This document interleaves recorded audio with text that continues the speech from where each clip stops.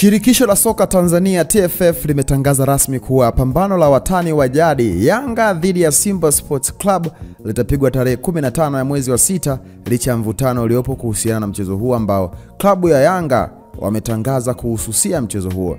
Tangazo hilo limekuja wakati ambao klabu ya Yanga tayari imeshatangaza msimamo wake wa kutoshiriki mechi hiyo kwa madai ya kutoendeshwa kwa haki kwenye baadhi ya maamuzi ya awali ya ligi.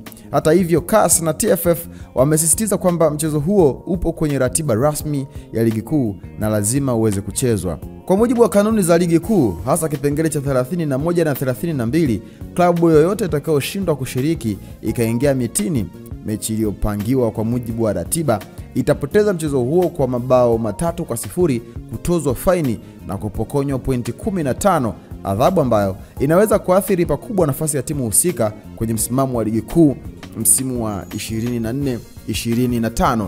Nini maoni yako? Nione kwenye comment hapo chini, itakuwa swadakta sana. Mimi nitoka Comic Cliff, msema chochote. Hii ni VOT Sports, wakati wote sisi tumechangamka.